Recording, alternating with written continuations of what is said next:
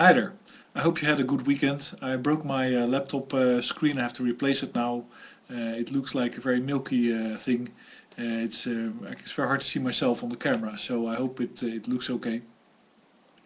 You know, there's the year 2012. It's going to be the year of, in my prediction, recognition on every level that the renewable future is the best option. And the only thing people have to do is keep repeating simple ideas that are very true and that also create guidance to a future with, let's say, to any future. Because of course the carbon credit system remaining using fossil fuels is simply untenable. Not everybody can get enough, and it will be a big fight.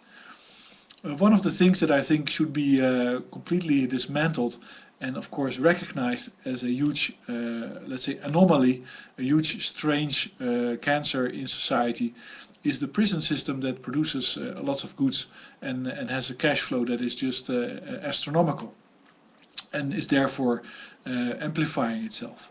And a very simple way to look at it is that people in prison working are stealing your jobs. And that's true in many respects, because apparently there is work for people to do, for plenty of people to do, because that's what the people in prison are doing. And apparently there's enough money to pay these people to do that job, because look at the money that these prison institutions get per prisoners. That runs into the hundreds of thousands, if not millions, a year per individual prisoner. This means that any prisoner could make $1 million or at least $100,000 a year doing something very simple like making chairs or clothes hangers or some other device. And apparently it's not really simple stuff anymore. Maybe they're now assembling computers, or they're assembling machines, lawnmowers, all that stuff. I don't know what they're doing in these prisons.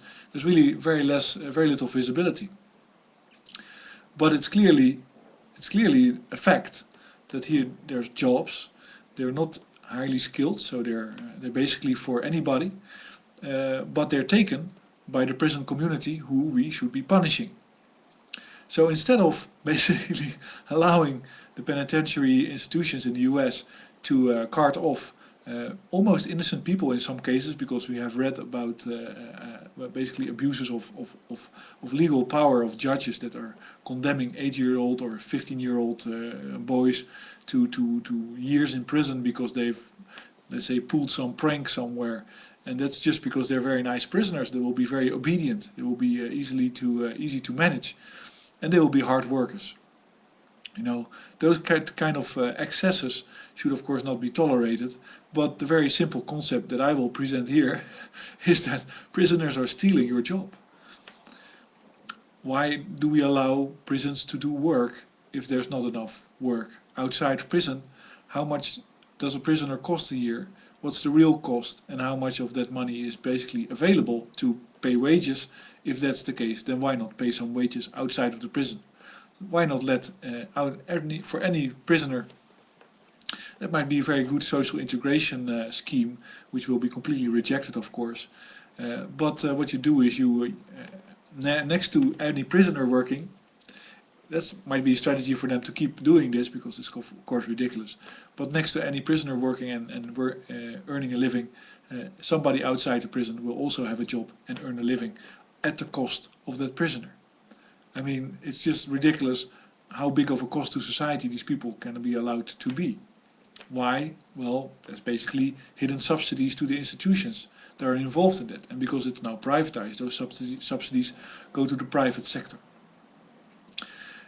Just another little thing. So I think that's a very good point. You know, if you're a poor person, or if you don't have a job, you're in an urban area, and you say, I would like to work, I would like to do anything just to make some living, then obviously you would say, prisoners are taking my job. Why are people that commit a crime and should be punished able to work for a living? Forced to work for a living even. Why not force me to work for a living? And there's money enough, that's clear. So this is all, and that's one of the things you can say. But just to talk a little bit about the situation in Holland, we have Nout Welling, who is the head of the Dutch Central Bank, and he's an old guy, and he's of course, well, he's one. He has been quoted to say, "You can lie about nothing except the price of gold or something like that, and interest rates. But he was basically the one that didn't warn anybody about the Iceland iSafe thing. And of course it's no surprise, you really have to come to the realization that central bankers are crooks, that they work for themselves, for their own banking community, the employees there, the people they know there. There's a social circle, and they have a nice franchise and they want to keep it. There's nothing wrong with that, except when it doesn't work anymore, like now, when the carbon credit system is running out of carbon. And nobody has any credit anymore as a result, and it leads to austerity and destruction. It's quite serious, the type of damage to society that is now bringing, and it's completely unnecessary once you recognize that it's basically a system that's dying, and it should be replaced by a renewable energy source availability, so you can create credit for people that want to produce stuff using renewable energy, and then they can buy the renewable energy with the credit, and then you have a renewable energy credit system, which is the opposite to a carbon credit system. But anyway, but this guy was talking about the debt of Greece, and he says, well, because of course the golden rule of whoever wants to stay in power is to make sure that you either completely expected whatever happens, and you or you control what happens. So, if you get hit in the face, then you say, well, I'm really happy you finally did that. And that allows you to keep control, because the focus remains on you, because you remain coherent in your expression, and it's very hard to, it's like a hypnotic effect. So Mr. Nout Welling will say, and of course these bankers will always predict exactly what they're causing, because they know that they're causing it, so it's easy to predict it. It's not a prediction, it's not an analysis, it's simply to say, we expect this and this result of what we're doing right now. That's very easy for people like JP Morgan to do, and central banks like Bernanke to do, or maybe, I don't know. But and even if you don't want it to happen, and even if it's basically the death knell to your existence, you should welcome it, and you should announce it as something that you have completely expected, and it's a dynamic, it's a good dynamic, and because otherwise people will think you're going the wrong way. It's just not the way to keep the rapport with your public, to not expect whatever happens, because you're a leader after all. That's the way that the leaders have become these days. It's basically they cause events, and then they can they can manage them, and it's just it's much easier to cause a series of crises that you cause yourself than some crisis to overcome you, because then you have to be creative, and that's much more difficult and much less predictable, so people don't like that. That's a Chinese saying, like predictability, that's the goal. It's not good or bad, but simply what we expect. Nout Welling, he was talking about the debt of Greece, and he's telling us that of course 50% of the Greece debt has to be written off. and then he goes on to talk about it. Yeah, and that's very bad, and of course it's just but you'll see that when it's happened, it will of course come over, be a burden to the public sector.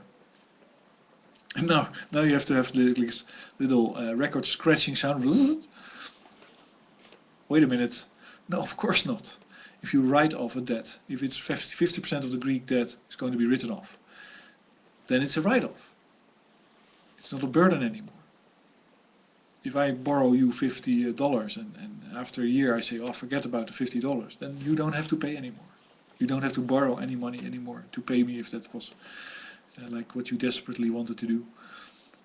So this is the whole trick. Like you go like, yes, and first of all, the one that is basically one of the parties that is causing the whole mayhem and the crisis, central banks. And that are basically killing everything and destroying everything in order to keep their control. Well, they see that it's not going to be a win-win situation, and or a win-lose situation as they're used to. So they're going to suggest that, and they say, well, somebody will stand up somewhere and say we have to write off these debts, and then they'll say, well, there's public debt and there's private debt, and private debt is just risk-taking, so why not? Why give them back? Give them anything for it, so let's write that stuff off. And then there's there's nobody with real the balls to have real insight in the banking system in Europe, because you can write off every debt. If it's if it was up to me, I would make that very clear. It's very clear, very easy to explain. But and then the public debt, of course, you can write that off easily, because what does it mean? It doesn't mean anything. And of course, the government can create more debt. Whatever. If you want to keep the debt system going, you can do it. But in order not to lose control over the situation, the central banker is suggesting it himself. And hopefully too soon, when there's a latent notion that this will happen. And then people will have to ask him, what do you mean? What do you mean with the write-off of the debt? And then he can explain it, which is what he wants to do, because then he's in charge. And he'll explain, well, of course, the Greek debt has to be written off, so it has to be replaced by a debt. No, that's not how debt write-off works at all. It's a forget about it type of event. And since, in my opinion, we're all using money to direct oil to the right places in society, and that oil then gets burned, the debt is you cannot avoid being hugely in debt in an economy that tries to grow, or in any economy. And it's all a big charade that this debt means anything more than burnt oil, carbon emissions in the atmosphere, and it would be very good to simply forget about it. Anyway, so two things today. I hope it was interesting, and well, I'll make a next video soon. I hope that I do some real taping of stuff with my good camera, because now I know how to upload it into my laptop and make it work. But and I also hope I get a better screen, because this sucks. But have a good day, and I hope you buy lots of silver and gold. Simply because there's not too much to go around in the world, and it's best to own the physical stuff. And if you have some reserves, because if you have a New Year's bonus or something like that, this is the time to try to buy some coins, and just stow them away.